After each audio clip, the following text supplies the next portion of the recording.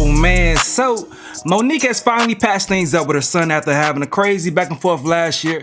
Now, I was covering the situation, even letting it be known that she was kind of messing up her comeback, after the Club Shay Shay interview. So I'm gonna remind y'all of that, but first thing first, let's get to what the son's saying right now. Just like he did in the past when he was addressing her, he wrote things down. So I'm just saying that for people that may say Monique wrote this for him, he did the same thing in the past. In regard to speaking to her initially, all right? So right here, he's apologizing to his mama and saying that he betrayed the family. Peep this shit real quick. I'm gonna start this off by showing my gratitude towards my family. The amount of patience and grace that they have all shown me, especially during times where I did not deserve it, is appreciated more than I can ever express in words. Making those videos a year ago was a betrayal against our family, and I have to take full accountability for it. Why I made the videos and how I was feeling at the time when I made them is irrelevant. I made them, and I shouldn't have, period. My family did not deserve the backlash that they received from what I said.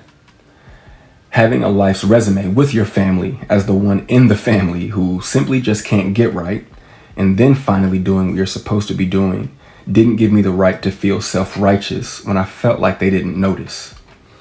My mother and Sydney were very justified to address my mental health condition at the time. I just simply didn't like it. Taking accountability can be hard if I allow it to be. Bottom line, I was wrong, and I shouldn't have said any of what I said. I should have just kept my mouth shut and called my mother. Having that family discussion was hard, and it felt like I spiritually got jumped, but at the end of the ass whooping, my family did pick me up and give me a hug. The love my mother has for her family and the way that she loves life is a testament to her husband. It's a very humbling experience when your little brothers have a valid reason to want to punch their older brother in the face.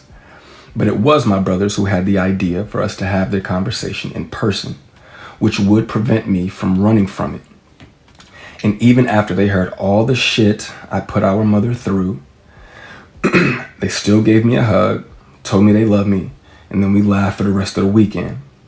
Who they are as men and who they are becoming as men is also a testament to the caliber of man Sydney is and has always been since I've known him. My mother wakes up every day with a smile on her face and nothing but joy to give. And I take full accountability once again for taking that relationship away from my children.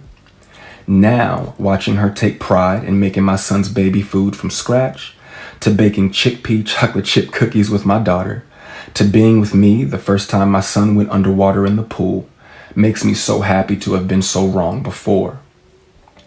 Life does have a way of showing up for you, even when you don't want it to.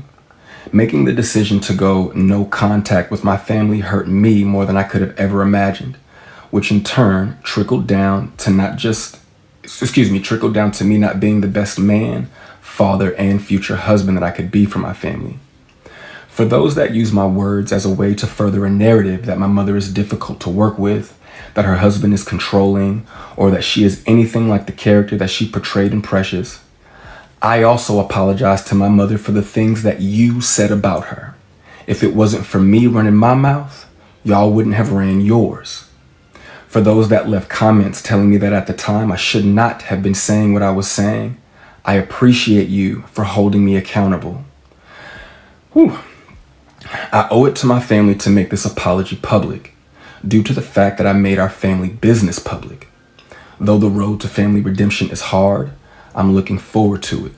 For those that showed me support at the time, but also put up prayers for us to work it out, thank you. Now, these are some receipts that I'm very happy to share. Thank you for listening. Okay, see, I heard what bro got to say. Y'all know about Monique, though. When it comes to, coming back in her good graces, you got to apologize publicly. Y'all know how she get down. She's still on Tyler Perry head. She wanted a public apology for Lee Daniels. She want one from Oprah. Y'all know how she comes when it comes to apologies, all right? Now, just to remind y'all of things that transpired in the past. This is a situation where she was going off on him on her actual tour, and he responded to it. Peep this shit real quick. I apologize if I've done something wrong, but I ain't no bitch that's gonna back up from a motherfucking problem. I'ma walk straight to that motherfucker and I'ma deal with that shit. So today I'm coming through the airport in Newark, New Jersey. It's the realest niggas I've ever met from Newark, New Jersey. I'm coming through that motherfucking airport and I done just seen this motherfucking TikTok. Of my goddamn son. Had I known that nigga was gonna do a TikTok the day I brought him home, I'm gonna let y'all take that one. And when you see your child that you fuck for, I fucked for that nigga, not another bitch, it was me. And you see your motherfucking child go on a goddamn internet and tell people all the fuck that you're not. Oh, fuck that and you just supposed to take that shit in stride. And I'm taking that shit in stride. And I'm walking through the motherfucking Newark airport and this elderly woman comes up to me. She said, Monique. I said, ma'am. Because I'm a respectful bitch, baby. I'm gonna respect this bitch. She old. She said, let me talk to you for a minute. So I had prepared myself for this old woman to tell me how fucked up I was. I prepared myself to be respectful, but to check a bitch if I had to. I prepared myself to listen. She said, listen, my grandbaby called me and told me to watch this goddamn TikTok of your son. And I watched that shit. I said, yes, ma'am. She said, I want to tell you something. I said, ma'am. She said, fuck that nigga. I said, oh, bitch, fuck that nigga.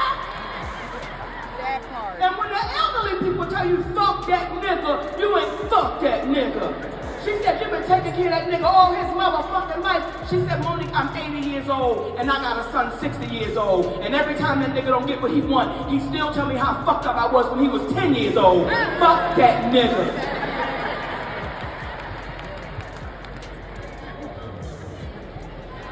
Fuck them kids, bitch! Word. They grown now. And she said to me, she said, see, when I was a younger woman, Monique, I had to work too, goddammit. She said, and this is Black History Month, and I had to do a job that don't nobody talk about. When they was out there in that civil rights march fighting and shit, I had a job to do. She said, I was one of the hoes of the civil rights movement. I said, bitch, I'm not playing with you. She said somebody had to keep them niggas drained. Do you believe a woman stopped her at the airport for real? Here's what I believe, right? I believe that crazier things have happened. Okay? So is it far-fetched to believe that an 80-year-old woman stopped her at the airport? No, right? But hey.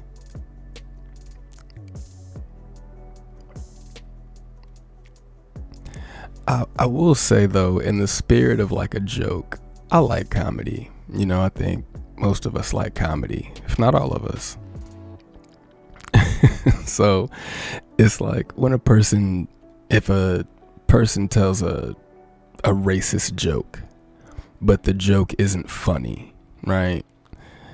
Then without the humor, all that's left is the fact that somebody said something racist. So the same goes for a mean joke. A mean joke, I mean, it's fine. A joke is a joke. But if you say a mean joke and it's not funny, all that's left is cringiness. Yeah, that's a good way to put it. Cringiness and the fact that you said something that was mean. So thank you for that follow, Christy. Appreciate the follow. But it's an art form, to be fair. It is an art form, and for as much as I or myself and others may not have found it in good taste, I mean, we could sit here all day and nitpick people's jokes, so, but they're comedians. We're all not gonna like every joke, so hey, but dag.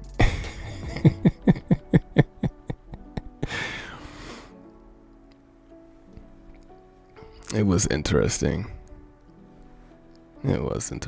Okay, now, so after all that today, everyone is happy. The family's linking up. They're taking pics and shit. Hold on. Yeah, there you go. One big happy family. She cheesing like crazy. Bare feet outside in the streets. Okay. All right. Now, y'all can keep y'all stuff in-house moving forward. and well wishes to you. Let me know what you got to say in the comment section below. Me, I'm gonna go ahead and get up out of here though. This is another update with Stace. Yo.